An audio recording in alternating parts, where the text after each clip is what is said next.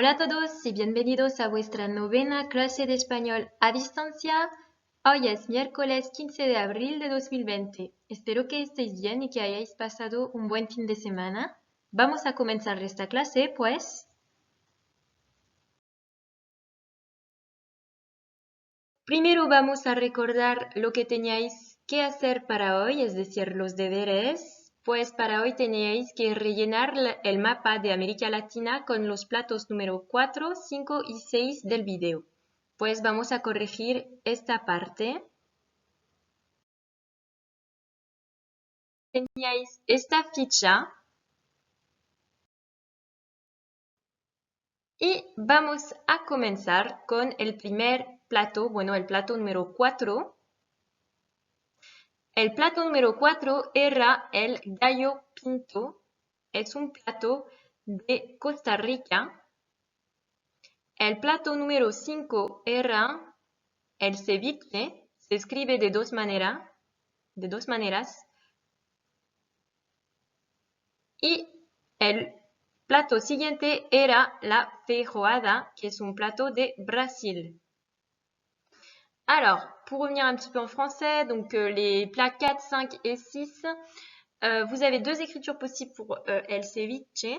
Hein. Donc soit vous écrivez avec un B, soit avec un V, les deux sont acceptés. Et je précise qu'au Brésil, nous ne parlons pas espagnol, mais portugais. No se habla español en Brasil, sino que es un país de lengua portuguesa. Se habla portugués, pues.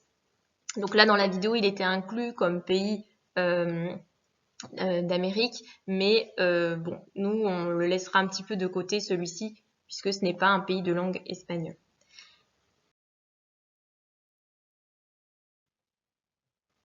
Entonces, sigamos con la lección del día, que también va a tratar de la comprensión oral. Vamos a terminarla hoy. Y pues vamos a seguir con el video de la última vez. Era un video sobre los platos típicos de cada país latino. La consigna es escucha y ve de nuevo el video para rellenar en el mapa las demás casillas con las especialidades de cada país latinoamericano. Entonces vamos a terminar esta compréhension orale y el documento está en YouTube. Donc nous allons finir cette compréhension orale. Le document se trouve sur YouTube. Vous avez également avec vous cette fiche, d'accord, qui se compose de tous les pays latino-américains et des petites cases que vous allez compléter avec les dernières spécialités qui nous manquent. Je vous laisse retourner sur YouTube pour voir le document. Vous l'avez également en bas de votre écran dans la barre d'information de YouTube et vous l'avez aussi en haut à droite de votre écran en suggestion. Donc je vous laisse écouter et regarder la vidéo pour terminer tous les plats qu'il vous manque dans les petites cases. C'est parti, on corrige ensuite.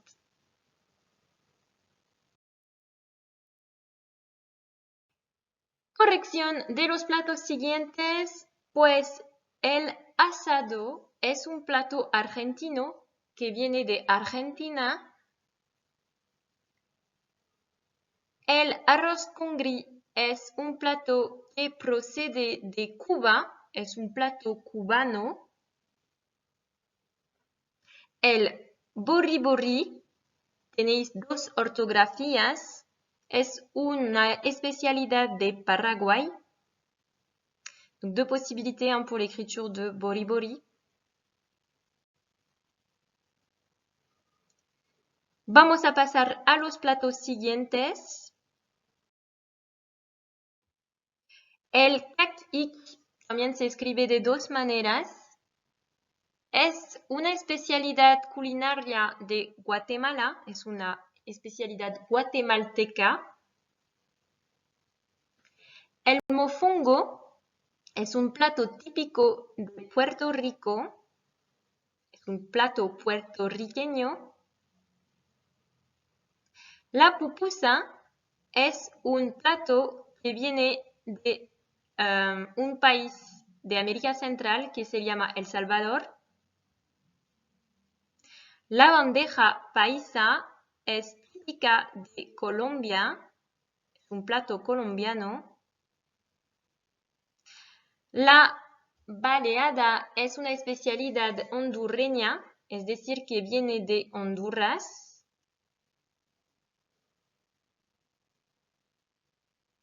El encebollado es un plato típico de Ecuador.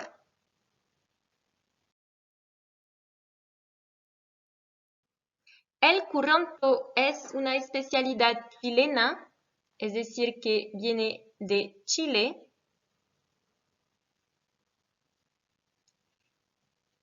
Y el chivito es una especialidad uruguaya, es decir, que viene de Uruguay. Y con esto hemos terminado con todos los platos típicos de América Latina. Alors, il y a un pays pour lequel vous n'avez rien pour l'instant, c'est normal. Et il y a 2 autres pays aussi où il n'y a rien, donc on verra ensuite pour les devoirs, je vous expliquerai. Je ne rentre pas dans les détails des ingrédients, ça fera l'objet d'un exercice de la séance prochaine. Vamos a hablar de los puntos cardinales para aprender a situar los diferentes países de América Latina. Donc je vois avec vous les points cardinaux, ça va vous permettre en fait de pouvoir situer n'importe quel lieu dans le monde. Pues en español, los puntos cardinales son los siguientes: norte, el noreste, el este, el sureste, el sur, el suroeste, el oeste y el noroeste. Donc vous avez tous les points cardinaux: nord, nord-est, est, sud-est, sud, sud-ouest, ouest et nord-ouest. Alors, pour localiser un endroit, on va avoir besoin d'un certain nombre de verbes. Y estos son los verbos para situar un lugar. Donc, quel verbe vous allez pouvoir utiliser? Eh bien, déjà, le verbe être en espagnol, alors, il y en a 2. Ser et estar. Donc, ça sera surtout pas ser, parce que ser sert, en fait, à définir une caractéristique essentielle qui va permettre, par exemple, de décrire la personne que vous êtes. Décrire par exemple votre taille, dire votre prénom, dire si vous êtes une fille, un garçon, etc. Donc ça va être plutôt les qualités essentielles du sujet. Estar, ça va être pour décrire le lieu où on se trouve, décrire un état d'esprit, un état d'esprit ou quelque chose qui généralement est passager. Donc là, surtout pas ser, ce sera estar pour localiser. Donc estar. On a d'autres verbes qui sont synonymes qu'on va pouvoir utiliser pour situer. Par exemple, on a le verbe situarse qui est un verbe pronominal, c'est-à-dire qu'il se termine par SE. On a le verbe ubicarse qui est également un verbe pronominal. On a le verbe localizarse, lui aussi est pronominal. Et pour terminer, on a le verbe encontrarse qui est non seulement pronominal mais également qui a une diphtongue. Donc le O que j'ai mis en rouge va devenir UE sur les personnes 1, 2, 3 et 6. Vous avez l'habitude. Alors, plusieurs phrases d'exemple. Si on veut dire l'Amérique latine se situe à l'ouest de la France, on dira América Latina se sitúa al oeste de Francia. Alors attention, plusieurs choses. La première, c'est que le verbe situarse, il ne faut pas oublier qu'il y a un accent en fait. Vous voyez ici sur le U. C'est situa. Deuxième chose, il n'y a pas d'article devant les noms de pays, à l'exception de quelques-uns comme El Perú ou alors Los Estados Unidos, El Perú, El Japón también. Donc il n'y en a que quelques-uns, sinon on ne met jamais d'article devant un nom de pays. Ou alors c'est qu'on est en train de qualifier le pays. Si on veut dire par exemple l'Espagne du siècle des Lumières, la España del siglo de las luces. Mais sinon on ne mettra jamais d'articles, je répète, devant les noms de pays. Segundo ejemplo, España se ubica al sur de Francia. L'Espagne se situe au sud de la France. Donc là, on a utilisé le verbe ubicarse, qui est un verbe régulier. Las Islas Baleares se localizan al este de España. Les îles Baléares se situent à l'est de l'Espagne. Ici, on a utilisé le verbe localizarse, donc le C est passé devant le verbe. Je vous rappelle que c'est obligatoire quand on conjugue. Le pronom réfléchi va passer devant le verbe. S'il est à la fin du verbe, c'est-à-dire qu'on est soit dans le cas de l'infinitif, soit à l'impératif, soit au gérondif. Rappelez-vous le cours sur l'enclise. Les îles Canaries se situent ou se trouvent au sud-est de l'Espagne. On dira en espagnol, las Islas Canarias se encuentran al sureste de España. Donc là, on a utilisé le verbe encontrarse et il y a la diphtongue. Le O est devenu UE. Et pour terminer, les États-Unis se trouvent au nord du Mexique. Los Estados Unidos están al norte de México. Voilà, donc là, il y a l'article devant les États-Unis. Vous avez l'article aussi pour les îles, las islas, on caractérise.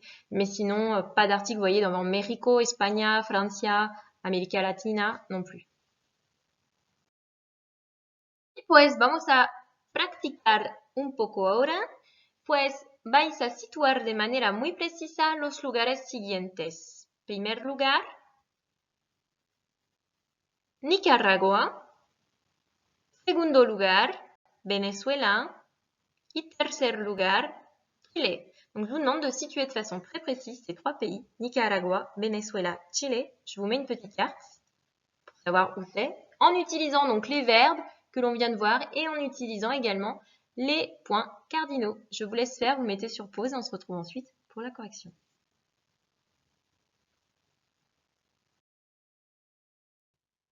Corrección de este ejercicio. Pues Nicaragua está al sur de Honduras y se ubica al norte de Panama. Donc, le Nicaragua est au sud du Honduras et se situe au nord du Panama. Deuxième pays, Venezuela se sitúa al noroeste de Brasil y se localiza al este de Colombia y Panama. También está al sur de Puerto Rico. Donc, le Venezuela se situe au nord-ouest du Brésil. Il se situe également à l'est de la Colombie et du Panama. Et il est aussi au sud de Porto Rico. On dira Porto Rico en français, c'est Puerto Rico en espagnol par contre. También veut dire aussi, je vous rappelle. Et il est placé devant le verbe estar. Chile se encuentra al sur del Perú y al este de Argentina. Donc le Chili se trouve au sud du Pérou et à l'est de l'Argentine. Voilà pour cet exercice. J'espère que tout est clair. N'hésitez pas à me faire remonter vos questions si ce n'est pas le cas.